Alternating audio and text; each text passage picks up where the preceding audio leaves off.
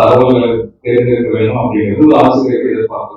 நம்ம ஆசிரியர் கல்வி பயிற்சி கல்வியில் என்ன பண்றோம்னா, ஒரு பட்டப்படிப்பு முடிச்சுட்டு வராங்க, ஒரு பிஏ பிஎஸ்சி எம்காம் முடிச்சுட்டு எங்ககிட்ட வராங்க. நாங்க அவங்க இந்த சமூகத்துக்கு இந்த பாடத்திட்டத்திற்கு புரிஞ்சுக்கிட்டு குழந்தைகள் மையத்திற்கு குழந்தைகளுக்கு ஜனநாயக வகுப்பறையோ குழந்தைகள் மத்தியில் வேலை செய்யக்கூடிய ஒரு முழுமையான ஆளுமையை உருவாக்குறது தான் ஆசிரியர்களுடைய பயிற்சி. முழுமையான ஆளுமையை எப்படி உருவாக்க முடியும்? முழுமையான ஆளுமை ஆல்ரெடி ஒரு 25 வயசு வரைக்கும் அவங்க பையன் ஒரு டிகிரி முடிச்சுட்டு வராங்க, எங்கிட்ட 2 வருஷம் படிக்கிறாங்க. ஒட்டுமொத்த சமூகமும் சேர்ந்துதான் ஒரு தனி மனிதனை ஆளுமையை உருவாக்குது. அந்த நேரத்துல கல்வி பற்றிய தத்துவம், கல்வியுடைய உளவியல், கல்விக்கும் சமூகத்துக்குமான தொடர்பு, பாடத்திட்டம், கலைத்திட்டம், தேர்வு முறைகள், இதை பற்றியான ஒரு முதல் கட்டமான பயிற்சி மட்டும்தான் ஆசிரியர் பயிற்சி நிறுவனங்கள் கொடுக்கவே முடியும். ரெண்டாவது, எந்த பிரச்சனை வந்தாலும் அதெல்லாம் கொண்டு கல்வியை சொல்லிக் கொடுக்கணும்னு ஒரு அணுகுமுறை. சுற்றுச்சூழல் பிரச்சனையா சுற்றுச்சூழல் கல்வி, மனித உரிமை பிரச்சனையா மனித உரிமை பற்றி பாடத்திட்டம், சாதி சமூக பிரச்சனையா அந்த பற்றி சொல்லிக் கொடுங்க. புதுசா ஏதாவது டெக்னாலஜி வருது, ஆர்டிபிஷியல் இன்டெலிஜென்ஸ் அதை பற்றி சொல்லிக் கொடுங்க. அப்படி ஒரு கலைத்திட்டம் எவர் சேஞ்சிங், எவர் எவால்விங், தொடர்ச்சியா வளர்ந்துகிட்டே இருக்கு.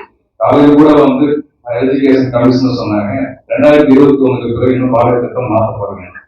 மாத்தினாலும் ஒவ்வொரு 3 ஆண்டுகளுக்கு ஒரு முறை மாத்திட்டு இருக்கிறாங்க. அந்த தேவை, சமூகத்துல எதிர்பார்ப்புகள், வளரக்கூடிய தலைமுறை, புதிய தலைமுறை குழந்தைகளுக்கு தேவையான அந்த தன்மைகளோடு உருவாக்குறது ரொம்ப சிரமமான விஷயம். ஒருவேளை 1 வருஷம் 10 அப்படிங்கிறதுனால 2 வருஷமா அது மாத்தினாங்க. இப்ப 2 வருஷமா 10 அப்படின்னு தேசிய அளவுல ஒவ்வொரு புதிய அணுகுமுறை வந்துருக்கு 4 வருஷம். இது மொத்தத்துல கண்டென்ட், பெடகாஜி இதை ரெண்டையும் வச்சு சொல்லணும். கண்டென்ட் இருக்குது, பெடகாஜி இருக்குது, ரெண்டையும் சொல்லி கொடுத்தா போதுமா? ஏன்னா கடைசியா பரிசு வைக்கணும் இல்லைங்களா, தேர்வு அசஸ்மெண்ட். அந்த அசஸ்மெண்ட்டுக்கு தயார் பண்றது மட்டும் அல்டிமேட் வேலையா இருக்குது. அந்த அசஸ்மெண்ட்டுக்கு தயார் பண்றப்ப நம்ம வார்த்தைகள் என்ன பண்ற வகுப்பறையில எப்பவும் எடுத்து சொல்றதுதான் வேலை. இந்த மாதிரி உட்கார வச்சுட்டு எடுத்து சொல்லிட்டே இருப்போம். அவங்களுக்கு என்ன எதிர்பார்க்க பையன்கிட்ட இருந்து எழுதி காட்டுறது, எழுதி காட்டு நமக்கு பரீட்சை எழுதி காமிக்கணும். அதுதான். அப்ப நம்ம அசஸ்மெண்ட் மெத்தட்களை மாற்றணும். அதுக்கு அசஸ்மெண்ட் வழிகாட்டுதல், கொள்கை முடிவுகள் நிறைய இருக்கு. ஏன்னா எந்த செமஸ்டர் எக்ஸாமினேஷன் எப்படி டீச்சர் ட்ரைனிங் காலேஜ் நடக்குது, அதே மாதிரி நம்ம ஆண்டு பள்ளி இறுதி தேர்வுக்கு தயார் பண்றாங்க. இதுக்கு இடையில எங்க கரிக்குலத்துல நாங்க எல்லாரும் சொல்லிக் கொடுக்குறோம். என்ன சொல்லிக் கொடுக்குறோம்? எத்தனையோ மெத்தடாலஜி, டீச்சிங் பெடகாலஜி, ஸ்ட்ராட்டஜிஸ் சொல்லிக் கொடுக்குறோம். ஆனா அதையே நாங்க பிராக்டிகலா எப்படி சொல்லிக் கொடுக்கணும்னா, இன்னொன்னு இருக்குதுங்க, ஒரு பாத்திரம் ஏற்று நடித்ததுன்னு சொல்லுவாங்க, ஒரு டிராமா நடிச்சு காமிக்கிறது.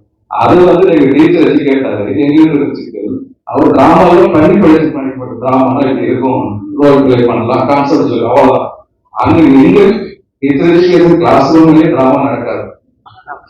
அவர் அந்த மாதிரி கிளியரா படிச்சுட்டு அவர் சார் சொன்ன மாதிரி சுமிக டிஸ்டன்ஸ் எஜுகேஷன்ல படிச்ச மாதிரி, இவர் சொன்னது பிரைவேட் டிஸ்டன்ஸ் எஜுகேஷன்ல படிச்ச மாதிரி. சோ இந்த பெடகாஜிக்கல் சேஞ்சஸ் இந்த காலம் பத்த மாட்டேங்குது. காலையும் பத்த மாட்டேங்குதுன்னா பையன் வர இல்லைங்களா பிஎட்டுக்கு, அவன் என்கிட்ட ஆல்ரெடி இப்ப வரைக்கும் இன்னைக்கு அக்டோபர் மாசம் 30ஆம் தேதி ஆக போகுது, எங்க அட்மிஷன்ஸ் முடியல. ஏன் முடியல? நாங்க எங்களுடைய காலேஜுக்கு படிக்க வரக்கூடிய குழந்தைங்க அவன் ஏப்ரல் மாசம் மே மாசம் பிஎஸ் முடிச்சிடறான். இதுக்கு நடுவில் ஒரு 6 மாசம் கேப் இருந்து அப்புறம் தான் பிஎட் படிக்க வரலாம். இதுல இருந்து நாங்க 2 செமஸ்டர், 1 வருஷம் கோர்ஸா இருந்தா போகுது, இப்ப 4 செமஸ்டர். இதுல எக்கச்சக்கமான பாடங்கள் சொல்லிக் கொடுக்க வேண்டியது. நீங்க 4 செமஸ்டர் ஆனதுக்கு பிறகு ஒவ்வொரு செமஸ்டர்லயும் 5 தியரி பேப்பர் வச்சிருக்கோம், ஒவ்வொரு செமஸ்டர்லயும் கண்டென்ட் வச்சிருக்கோம்.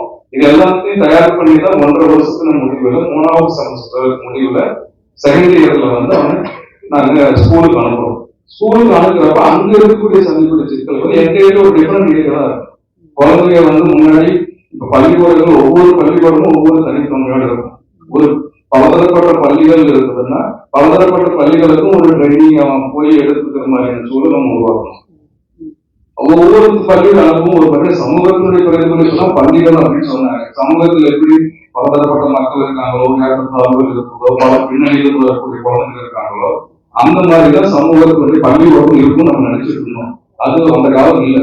இப்போ ஒவ்வொரு பகுதிக்கும், ஒவ்வொரு வசிப்பிடத்திற்கும், ஒவ்வொரு வர்க்கத்திற்கும், ஒவ்வொரு பொருளாதார பின்னணி கொண்டவர்களுக்கும் ஏற்ற மாதிரி பள்ளிக்கூடங்கள் மாறிடுச்சு. பள்ளிக்கூடங்களே தனித்தனியான செக்மெண்ட் தான் இருக்கு. எல்லா குழந்தைகளும் ஒரு ஸ்கூல் மினியேச்சர் ஆஃப் சொசைட்டின்னு சொல்லுவாங்க. பள்ளிக்கூடம் ஒரு சமூகத்தை பிரதிபலிக்கிற மாதிரியே இல்லை. அதனால இந்த சிக்கல் என்னன்னா, அந்த பள்ளிக்கூடத்திலையும் புரிஞ்சுக்கிற சிக்கல் இருக்கு. அதுக்கு ஏற்ற மாதிரி ஆசிரியர் கல்வி கலைத்திட்டம் பாடத்திட்டம் வடிவமைக்கிறது சிக்கல். We are discussing the quality concern.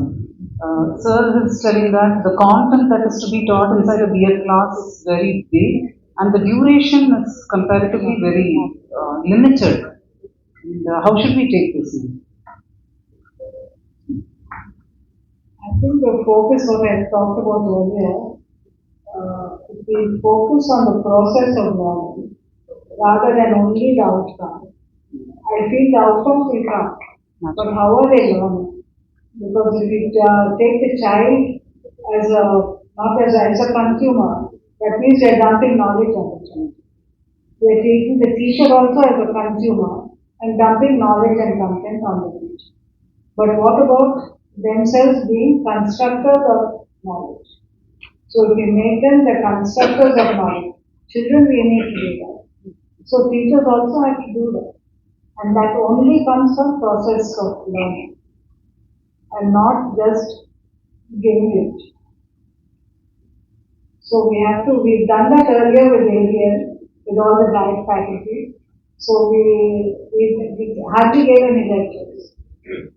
But there was a process of learning, a dialogue.